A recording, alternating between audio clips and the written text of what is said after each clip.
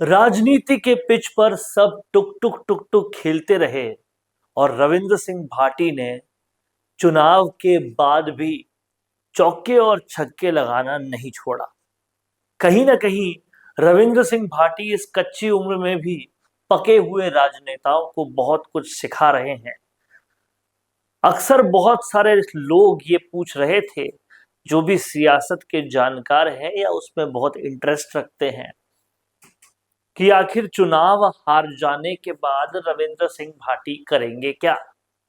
उनका बहुत ही कड़ाई से जवाब रविंद्र सिंह भाटी ने काम से दिया है और कहीं ना कहीं सियासत में बहुत कुछ लगातार वो सिखाते भी जा रहे हैं कि चाहे चुनाव हो या नहीं हो, किस तरीके से अपने क्लेवर और अपने तेवर को बरकरार रखना है और हमेशा अपने कुनबे को, अपने वोटर्स को, अपने लोगों को, अपनी प्रजा को बढ़ाते ही जाना है, उनके लिए काम करते ही जाना है और कुछ न कुछ राजनीति में सरप्राइजेस लगातार देने हैं।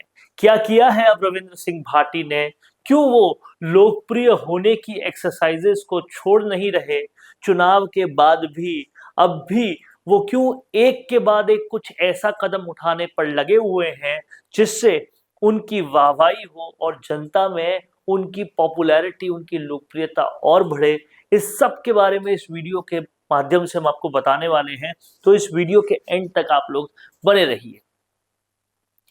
अक्सर राजनेताओं की एक बहुत ही बुरी आदत होती है कि चुनाव खत्म हो जाने के बाद फिर चाहे वो जीत गए हो या हार गए हो, वो लोगों के बीच में जाना, लोगों में लोकप्रिय होने के लिए जो कोशिशें करना है वो कोशिशें करना पूरी तरह से छोड़ देते हैं।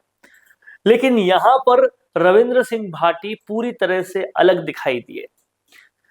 जहां बाकी तमाम सारे लोग ये सोचते रह गए कि रविंद्र सिंह भाटी लोकसभा चुनाव हारने के बाद अब क्या करेंगे, तो वहीं रविंद्र सिंह भाटी लोकसभा चुनाव हारने के बाद भी इस तरह से लगे हुए हैं राजनीति में, मानो अब भी कोई चुनावी मोड में हो। और कहीं ना कहीं उन्होंने अपने वोटर्स को डिफाइन करके रखा है, ये समझ कर रखा है कि उन्हें किन और किस तबके के लोगों में बहुत लोकप्रिय होना है और उसके लिए वो लगातार अपनी बैटिंग जारी रखे हुए हैं।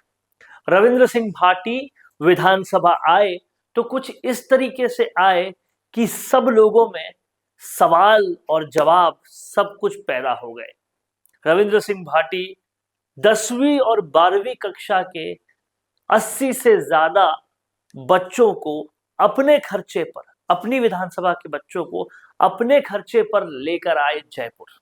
अब शिव की विधानसभा में इस बात को लेकर कहीं ना कहीं रविंद्र सिंह भाटी का नाम जो है वो बहुत ही जबरदस्त तरीके से फेमस हो गया। ये 10वीं और 12वीं के जो बच्चे वो लेकर आए थे, वो 10वीं और 12वीं क्लास में बहुत अच्छा परफॉर्म किए थे और उनको उपहार स्वरूप रविंद्र सिंह भाटी अपने खर्चे पर जयपुर लेकर आए। अब समझिएगा इस बात को कि ये वो बच्चे हैं जो शिव के अंचल में बैठकर ये सोच भी नहीं सकते थे कि वो कभी जयपुर जाएंगे, और रविंद्र सिंह भाटी ने उनका ऐसा एक सपना जो शायद उन्होंने देखना भी मुनासिब नहीं समझा था, वो पूरा कर दिया। अब इससे होगा क्या? इससे होगा ये कि वो 10वीं और 12वीं के जो बच्चे, जो शिव के बच्चे थे, शिव विधानसभा के, वो आने वाले 2-3 सालों में वोटर बन जाएंगे और वो और कुछ करें ना करें, रविंद्र सिंह भाटी को सबसे पहले वोट देने जाएंगे। तो चुनाव के बाद भी कैसे अपने वोटर को सुनिश्चित करना है ये उन्होंने देखा।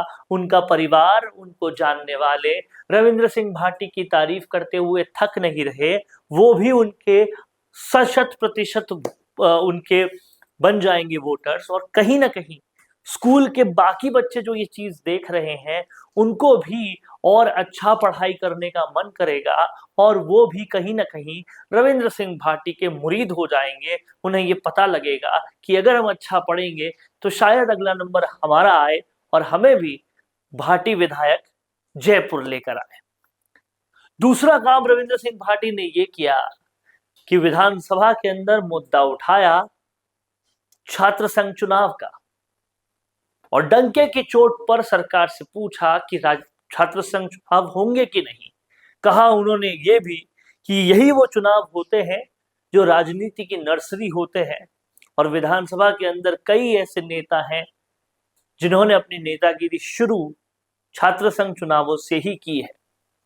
छात्र संघ चुनावों के हिमायती बनकर उन्होंने उन वोटर्स को भी साधा जो कहीं ना कहीं पहले से एक सॉफ्ट कॉर्नर उनके प्रति रखते थे, जो विद्यार्थी थे, जो स्टूडेंट्स थे और जो नेतागिरी में इंटरेस्टेड थे। अब उन्होंने उस सॉफ्ट कॉर्नर को पूरी तरह से पक्का कर लिया और कहीं ना कहीं चुनाव के बाद भी अपने वोटर्स को साधने की एक्सरसाइज में वो माहिर दिखे। और इससे एक निर्दलीय विधायक होते हुए भी हर खबर हर सुर्खी में रविंद्र सिंह भाटी का नाम लगातार आ रहा है, और रविंद्र सिंह भाटी अपना लोकप्रियता का ग्राफ बढ़ाने का एक्सरसाइज छोड़ नहीं रहे हैं। समझने वाली बात यह है कि इन दोनों कारनामों के अलावा भी रविंद्र सिंह भाटी ने जिस तरीके से विधानसभा में अपने क्षेत्र की बातें रखी, उसकी भी लगातार तारीफ हो रही है। और इसलिए युवा होती राजनीति में कहीं ना कहीं रविंद्र सिंह भाटी एक सबसे बेहतर विकल्प बन के सामने आ रहे हैं, और निर्दलीय भले ही सही लेकिन आने वाली राजनीति के बड़े विकल्प के तौर पर उभर के आ रहे हैं। अब देखना यह होगा कि रविंद्र सिंह भाटी की लोकप्रियता को कोई पूरी तरह से चैलेंज कर पाता है या नहीं, और कहीं ना कहीं रविंद्र सिंह भाटी इस तरीके की राजनीति से और कितना तेजी से आगे बढ़ते हैं, ये लगातार देखने वाली बात होगी। आपका क्या कहना है, आपका क्या सोचना है, कमेंट बॉक्स में जरूर लिखिए। देखते रहिए राजस्थान संवाद, जो राजस्थान की बातें तो करता ही है, लेकिन इस प्लेलिस्ट के ऊपर पूरा है चैनल जिसका नाम है संवाद, जो कि है संवाद भारत का, भारत के लिए। नमस्कार। Namaste. Are you looking for a professional Indian spokesperson for your business promotion? Look no further. I am Varun, an actor, spokesperson with 20 plus years of experience. Whether you are launching a new product, promoting a service, or simply aiming to connect with your audience, I am here to do that for you in the most impactful manner that connects with your target audience. I do scripting, editing, motion graphics, lighting, animation, and audio. All these in-house, ensuring quality and fast delivery. I offer logo insertion, image insertion, video insertion, bottom scroll insertion, and movable background too, with just a little extra charge. Now what are you waiting for? Let's join hands to create a promotional masterpiece that reflects your brand identity. Check out my profile now and message me for any kind of queries.